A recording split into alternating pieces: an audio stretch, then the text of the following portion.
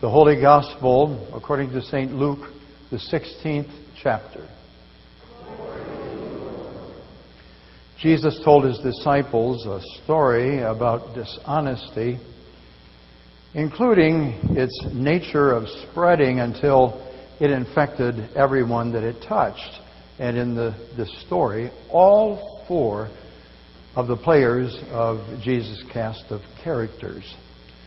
The title of the story is The Parable of the Dishonest Manager, and it goes like this. There was a rich man who had a manager, and charges came to the rich man that his manager had been squandering his property. So he summoned the manager, the rich man, and he said, "What's this I've been hearing about you? Give me a full account of your management, because you can no longer be my manager." Well, then the manager said to himself, "What am I going to do now that my master is taking this position away from me? I'm not strong enough to dig. I'm too embarrassed to beg. I've decided what I will do so that when I'm dismissed as manager, people will receive me into their homes." So he summoned his manager's debtors one by one, and to the first he said, "What do you owe my master?" He said, 100 jugs of olive oil. He said, "Take your bill, sit down quickly, and make it 50. He said to another, "What do you owe?" He said, 100 containers of wheat. He said, "Take your bill and make it 80. When the rich man heard about this scheme, he commended the dishonest manager because he had acted so shrewdly. For the children of this age are more shrewd in dealing with their generation than are the children of light." And then Jesus turned to his disciples and he said, "And I tell you, make friends for yourselves by means of dishonest wealth, so that when it is gone, people will welcome you into their eternal homes. Whoever is faithful over a very little will be faithful over much. And whoever is dishonest, even in a little, will be dishonest in much. For if you then have not been faithful with dishonest wealth, who will entrust to you true riches? And if you've not been faithful with what belongs to another, who will give you what is your own? No one can serve two masters. Either he will hate the one and love the other, or he'll be devoted to the one and despise the other. You cannot serve both God and wealth." This is the gospel of the Lord.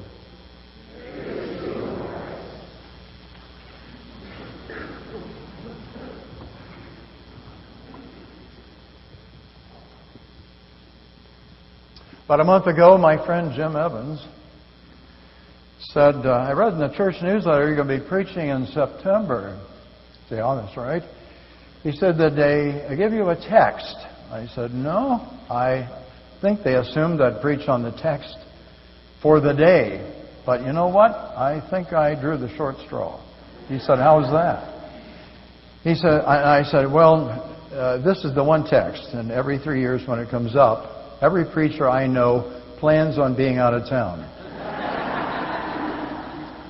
I said, "Because listen to this. Jesus says in this text, make friends for yourselves by means of dishonest wealth." It is there in black and white.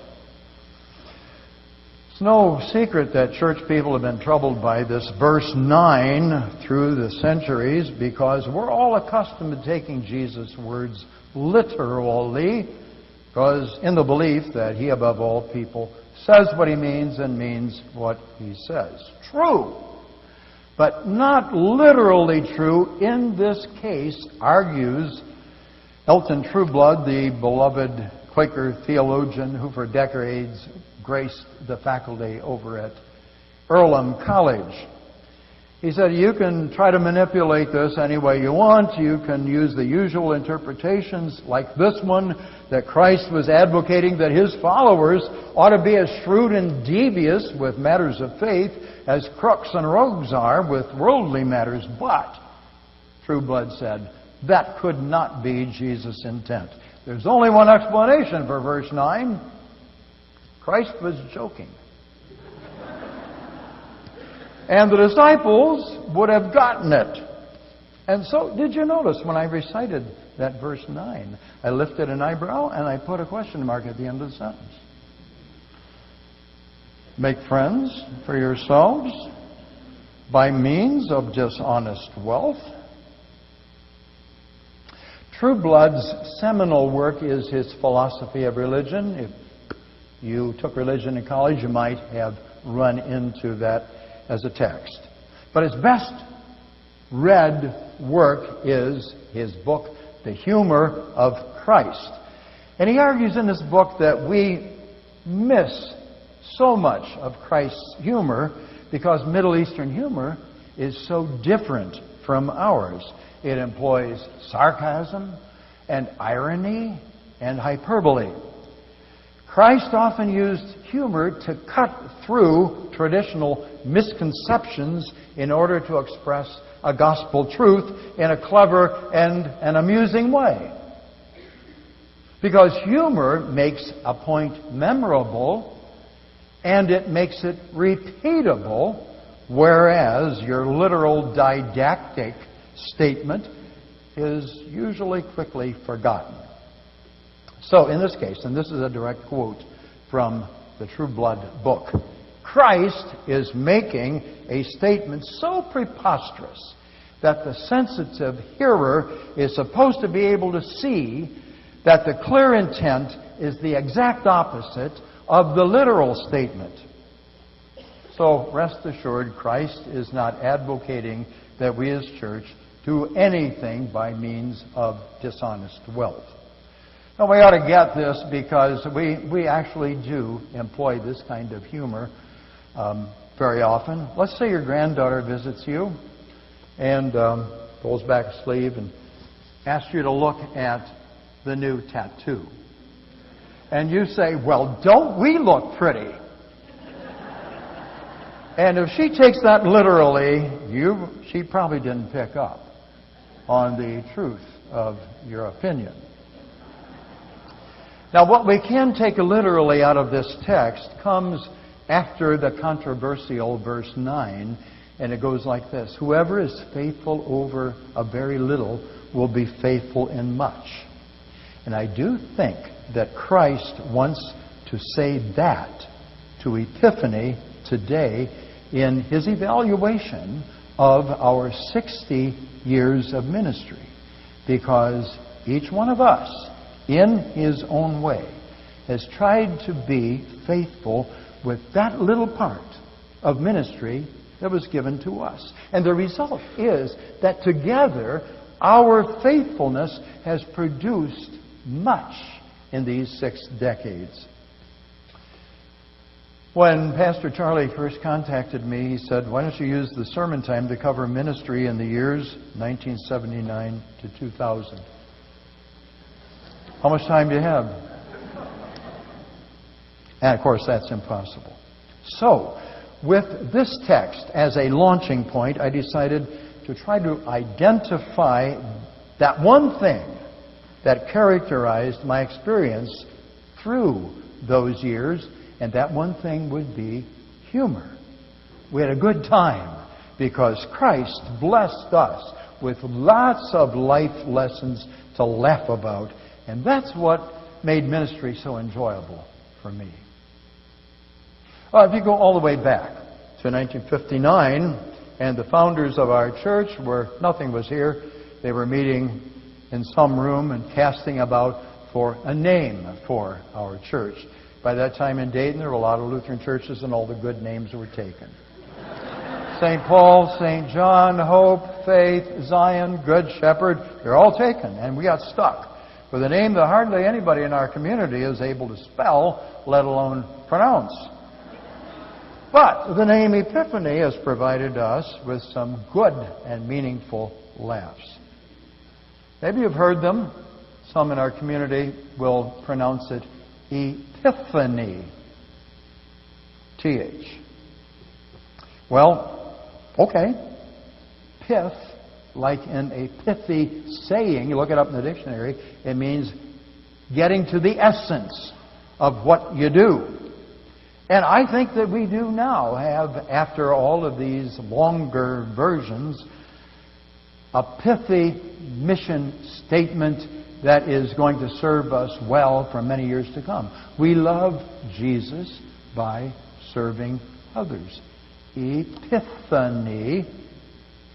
So we accept it with a laugh.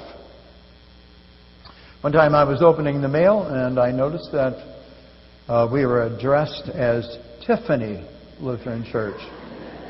As if someone thought anybody who meets in Centerville must be a rich church. We knew that was not the case. And yet, when we needed to come up with over $1 million so that we could borrow another $1 million to build this sanctuary, it did prove to be true. I was told I have to stand in front of the congregation and say that out loud, that word. 1989, $1 million from you. It stuck in my throat. I choked. And our wise consultant said, you can make it a little bit easier if you introduce it with a joke. So this was it. I got good news and bad news.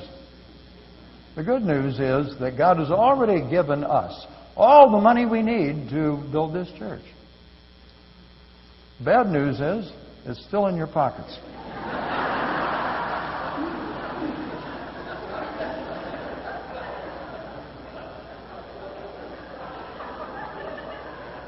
So I started by choking, and we ended by laughing, and here we are. Time and time again, we have lived up to that humorous take on our name, Tiffany.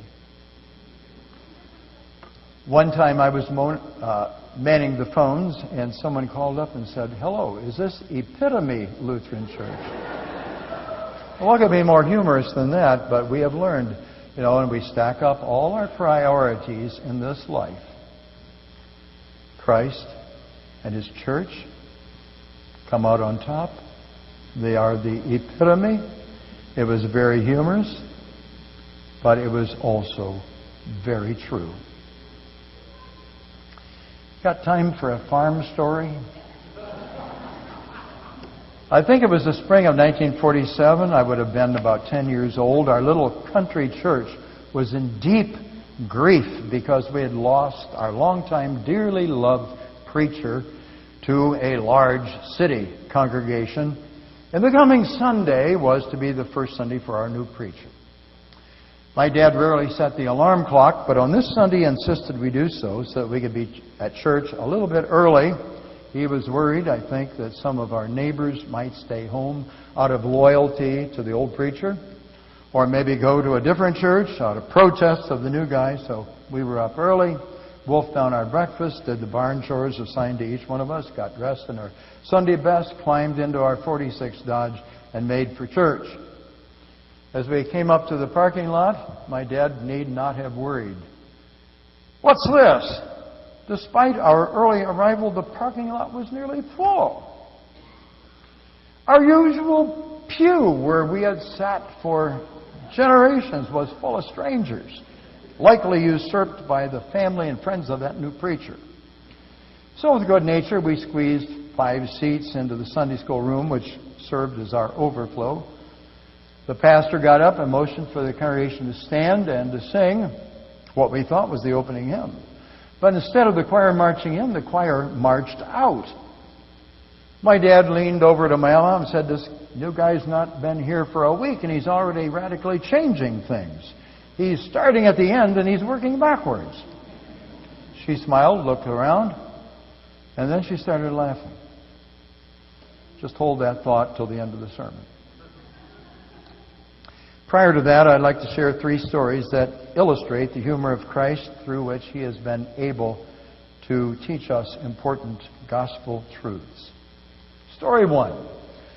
For many years, Epiphany has had a golf league. Initially, it was mostly men who participated. 4 guys, often not knowing each other, would be assigned to make a team. One such foursome included Bill Carfrey and Jim Apel. Guys can usually initiate small talk around things like golf,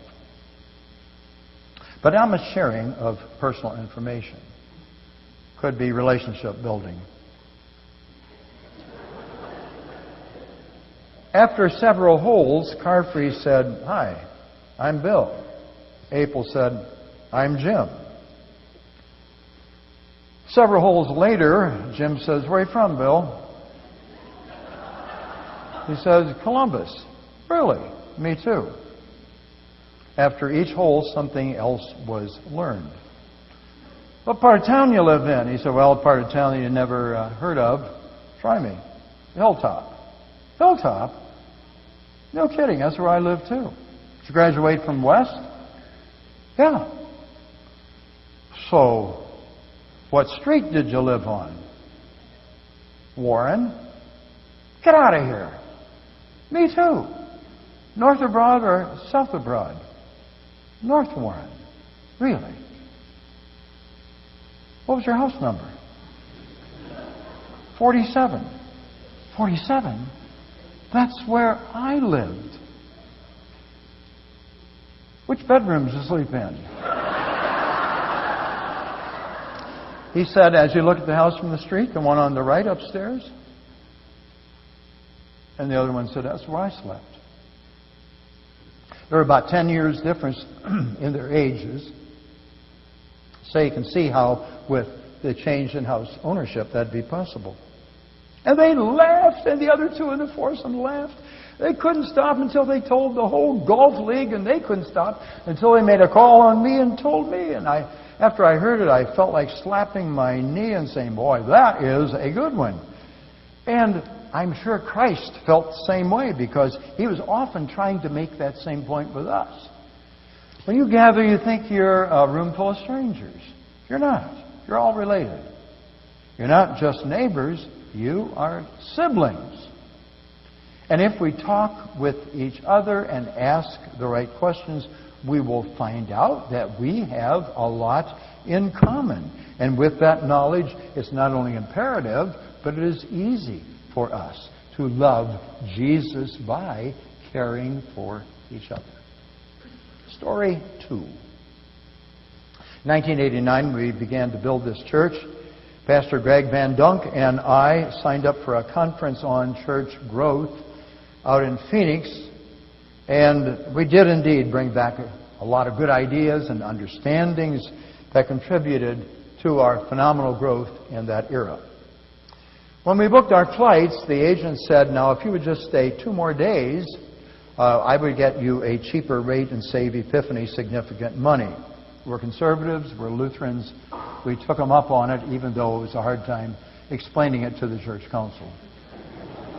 So we began, after the conference was over, our first free day by playing racquetball early in the morning outside. It was already 100 degrees. And then, dressed in our shorts and our T-shirts, we headed for the Grand Canyon, which was going to be our second day, free day destination. We decided to overnight in Flagstaff, but we didn't want to pay for a hotel. So I'd called the pastor of a Lutheran church. He said, "Well, I guess that'd be okay. I'm not going to be here, but I'll leave the key for you under a rock in the front yard." No one told us that the temperature variations between Phoenix and Flagstaff could be dramatic. That night in Flagstaff, it began to snow. In our Phoenix outfits, we began to freeze. All floors were vinyl tile glued to concrete. We canvassed the church for blankets, nothing. "What's wrong with the women of this church? Don't they have a quilting society?" Finally, we found a nursery, carpeted, and 1 baby blanket. I said to Greg, "I'm pulling rank." Small comfort, either my feet were freezing or my shoulders were cold. I awakened the next morning to find that Greg had wandered off to find better accommodations. After a long search, I found him in a storage closet. He had found the stored costumes for the annual Sunday school Christmas pageant. He was covered in a shepherd's bathrobe and a king's cloak. Mary's blue veil was wrapped around his feet, and a tiny blanket that must have swaddled the baby Jesus warmed his head. As I awakened him, there was nothing I could do but laugh. Assuming Christ was also present there with us, we could picture him also laughing out loud. And we both thought we could hear him saying, "Glad you found the meaning of my incarnation." When you get home, the things that you learned will work only if you are clothed in my love for this world and allow my story of grace to incarnate itself within you. Story 3. I taught catechism classes over there downstairs in a room that was partitioned off by panels on tracks. My classroom had a door behind me in one of those panels and another door opposite me, swinging doors that went out into the hallway.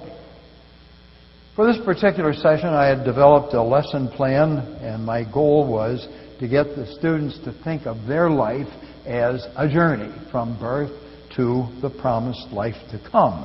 And I wanted to make the point that every step along that way, Christ would be there to accompany them. So I began on the other side of the door behind me, and my opening line was, "There was a time when we were not." And then I opened the door and burst through that door like a human through the birth canal, and I said, "When we arrived here on this journey begun by our mom and dad, who was there to accompany us?" Well, they didn't know. But I gave them the right answer, Christ. And I think they got the idea that that was always going to be the right answer. At this point, Steve Wolf was in deep conversation with a neighbor catechumen, already for the second time, and after I had given him ample warning. So I ordered him to leave the classroom, through the opposite door, and to wait for me out there in the hallway until the class was over, and then I would deal with his issue. And then in the resultant hush that came over the classroom, I continued on with the various milestones on life's course. Baptism, confirmation, driver's license, graduation, marriage, first job. Each time I would ask something like this: "And when you kneel with your beloved in marriage, who will be there to bless you?" And the answer was Christ. So I came to my dramatic ending point that death is really not the end for us, but a transition to life eternal. I pointed to the door opposite, representing the gateway to eternal life, and I asked my final question. "And when, in faith, we breathe our last and go through those doors, who will be waiting there to greet us?" And they spoke with one voice, "Steve!" "Oh no," I said. "I thought I sent him to that other place." And all I could do was laugh. Because, the truth of the matter is, when his time comes, Steve will be there, along with his mom and all the others in the great cloud of witnesses. And that's why we can laugh, even at death, and enjoy this path that Christ has set our feet upon in baptism. Want me to finish the farm story? My mom laughed when my dad said, "This new guy's starting at the end and he's working backwards." Evidently, we were the only farm family there who had not gotten the message that it was the Sunday of the daylight savings time change. And we were an hour late. We sat down, stood to sing the closing hymn, and everybody left. Initially, my dad was painfully embarrassed, but he soon came to laugh at himself. And true to good humor's greatest attribute, that story is remembered. That story is retold. No one remembers the sermon. But you know, that point was not lost on him, and it shouldn't be lost on any of us, because Christ built His ministry with the end in mind. How are things done in the kingdom of heaven?